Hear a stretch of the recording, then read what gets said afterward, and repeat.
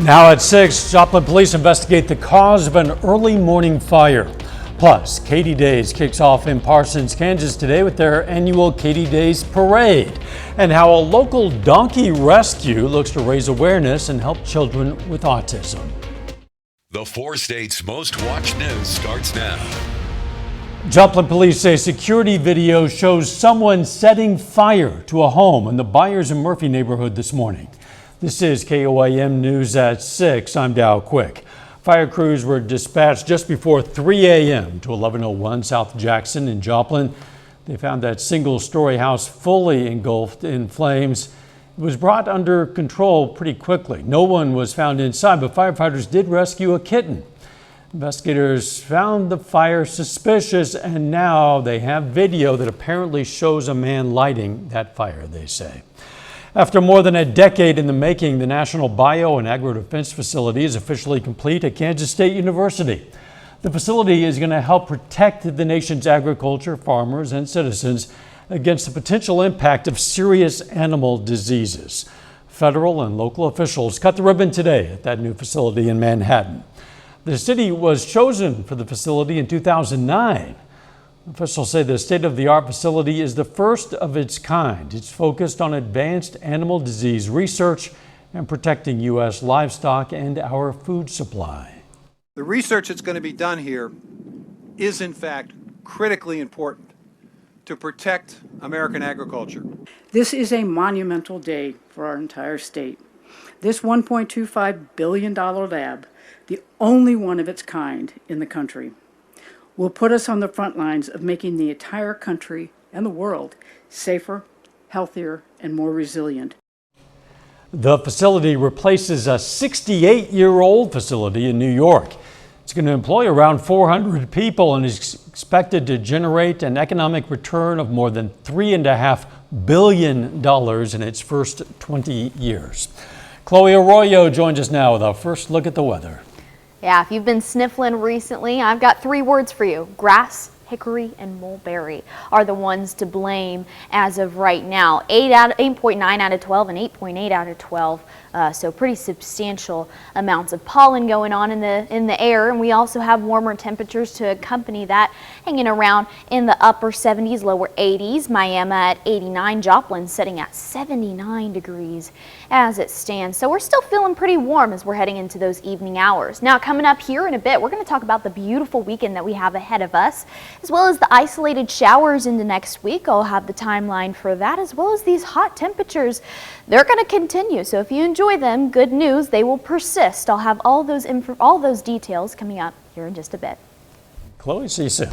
Katy Days in Parsons, Kansas kicks off today. This is a live look at the Katy Days parade, just getting underway. Bands, schools, businesses, and organizations are showcasing their talents to parade goers. Katy Days celebrates the day the Missouri-Kansas-Texas Railroad ran through Parsons in 1870, also known as Katy. It was the beginning of the town. The festival celebrates the community with a weekend full of events, food, and music. It is absolutely free, so you might want to head on out to Forest Park and check it out. And in Woodson County, Kansas, Yates Center Days kicks off. That event used to take place in and around the historic square and surrounding buildings. Now it's limited to the old county jail and sometimes the courthouse. It's not just the venue that's different, but also the time of year.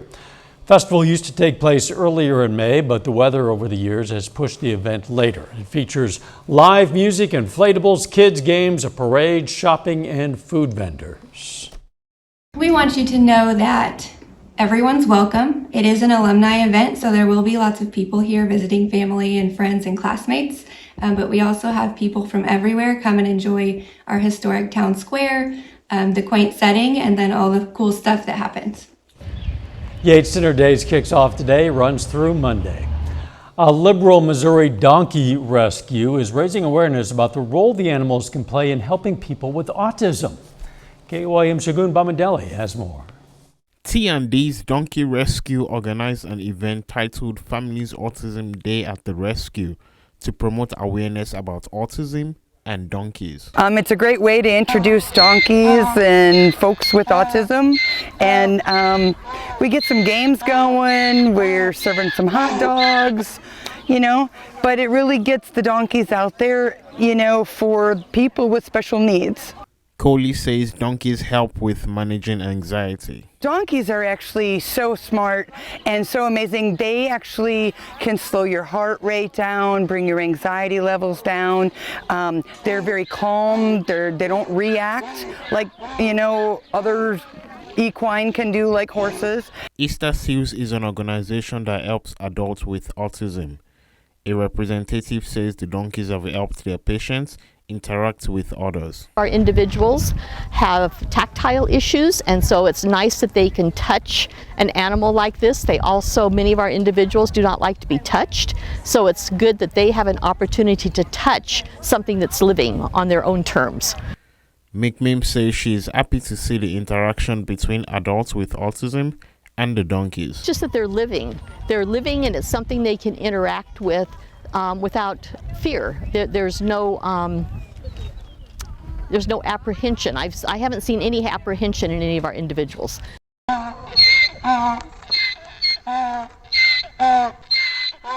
In Liberal, Shagun Bamdele, KOAM News. Not counting the donkeys, 30 to 50 people attended that event. Some area Indian tribes are going to get millions of dollars in federal grants for the development and operation of low-income housing. The Department of Housing and Urban Development is giving a total of more than $95 million. That includes $2 million each for the Ottawa Tribe of Oklahoma, the Quapaw Nation, and the Modoc Nation Tribe Miami. The Peoria Tribe of Oklahoma gets more than $1.1 million. Coming up, how a Northeast Oklahoma town is getting in on the holiday weekend celebrations. Plus, we're going to hear from a Southwest Missouri fire captain on keeping you and your house safe while grilling this weekend. Memorial Day weekend celebrations are starting all across the 4 states, of course, and one in particular is Memorial Weekend Mayhem in Jay, Oklahoma at Mid-America Outdoors. Features all sorts of events. There's drag racing, parks and trails open for riding, and at 7:30 tonight, there's going to be a night ride poker run, which will include a contest for the most patriotic lights and most patriotic campgrounds. At 8:30 this evening, there's going to be a live concert at Coconuts with Johnny Dale Roberts performing. There's a lot of speed, a lot of jumps, there's a lot of technical turns. This track, when we test it today, it's going to be interesting to see because it's completely different. We only have 10 turns in this track. It's only 0.9 miles long, and we only have one jump in it. Tomorrow there's going to be heat races, pro UTV survival races, and pro rock racing and UTV hill climbs. Sunday is going to have the main races with awards and a mega truck series race. That's going to continue into Monday. It goes from 7 a.m. to 10 p.m. And if going out for Memorial Day isn't your thing, well, you might have plans to grill out. May is one of the leading months for grill fires across our nation. Nicolette Sangera has some guidelines to keep you and your home safe from Springfield, Missouri. According to the National Fire Protection Association, gas grills are responsible for more fires than charcoal grills.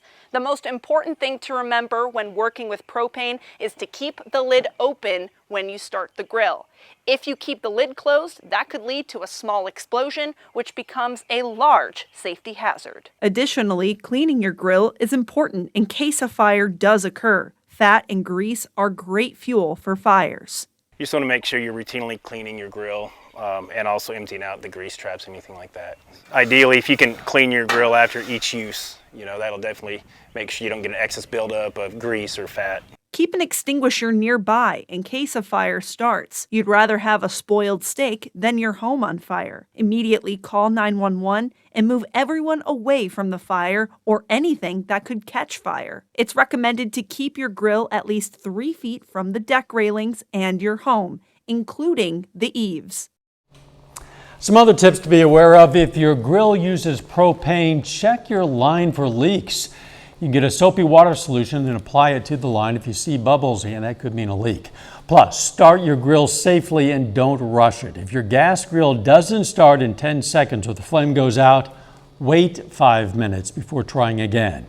and designate one person to monitor the grill. Captain Lander says drinking is commonly paired with grilling during the holiday. He says whoever is responsible for grilling should maybe take it easy with the alcohol.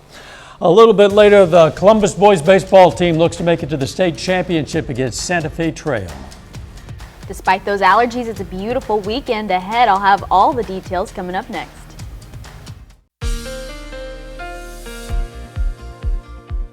You know, it's that time of year. You got to get that AC cranking and enjoy the sun. This weekend is a perfect time for that. Let's take a look at our Indigo Sky Casino and Resort. Just west of Seneca, Missouri, the sun is blazing. Couple cirrus clouds, couple wispy clouds here and there, but above all, a beautiful day and even prettier temperatures in the upper 70s to lower 80s. Joplin sitting at 79, Fort Scott 78.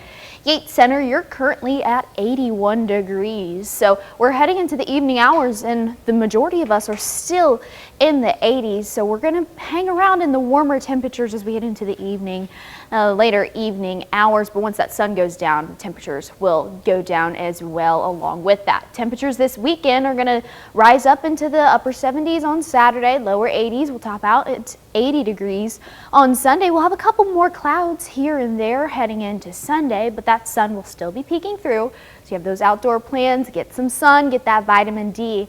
This weekend is a perfect weekend to do so. Now, one thing to keep in mind are those drier conditions. We have our drought monitor up here, Joplin and Miami on that line between dry and normal, but as you head a little further west, Independence, Chanute, even down in Bartlesville, Oklahoma, you guys are in an extreme to exceptional range of drier conditions. So that's something that you do want to stay cognizant of as we head into this week. And unfortunately, rainfall is not necessarily in our favor, aside from northeastern Oklahoma and a little further west into south central portions of Kansas and a little bit of southeastern Kansas. This includes a little bit of Columbus as well as Parsons, but not nearly enough to soothe those drier conditions, unfortunately. Now next week, however, we'll see some more sporadic but nonetheless very needed rainfall. As we head into this weekend, temperatures will warm up into the 70s and into the 80s as we head into tomorrow.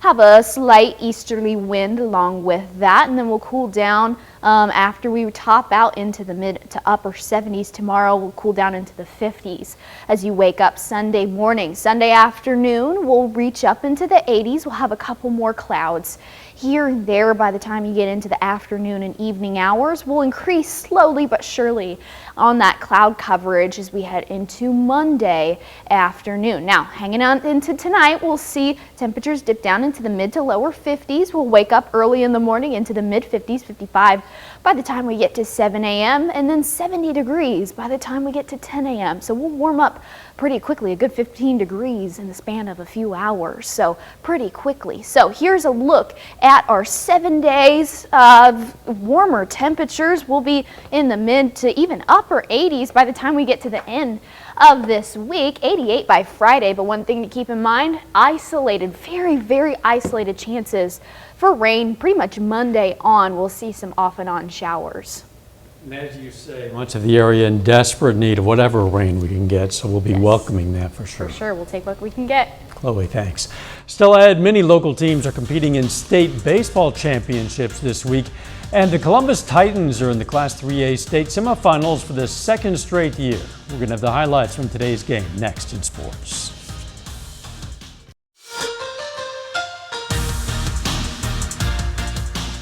Well, the Chanute Blue Comets and the Fort Scott Tigers meet once again.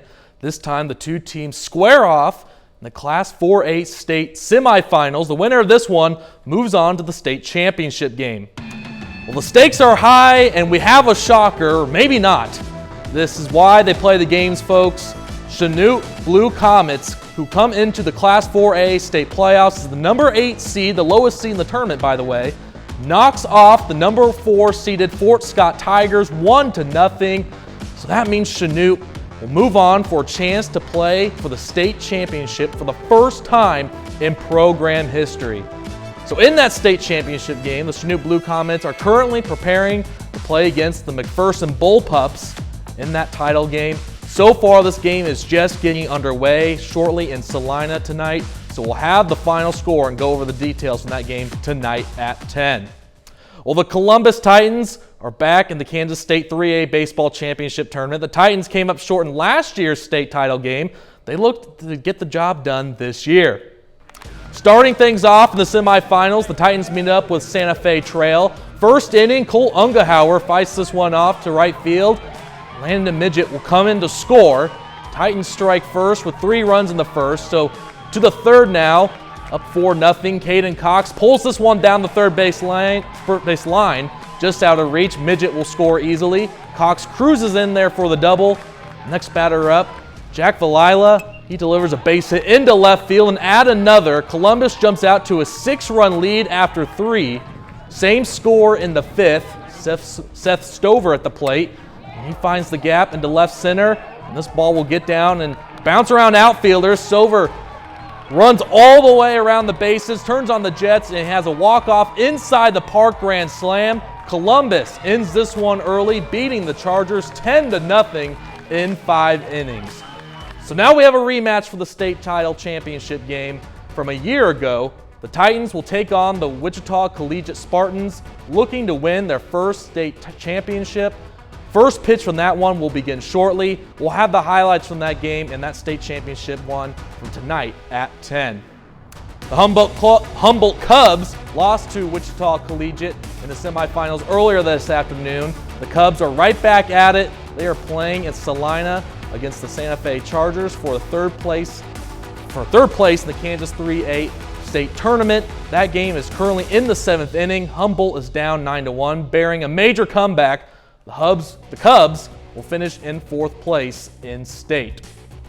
Well, the Colgan Panthers baseball team is in Great Bend, and this week, the number 8 overall seed in the Kansas 2A state baseball tournament. The Panthers come into the tournament as the lowest seed, and yesterday, the Panthers knocked out the number 1 overall seed Little River, and today, they look to compete in the state championship.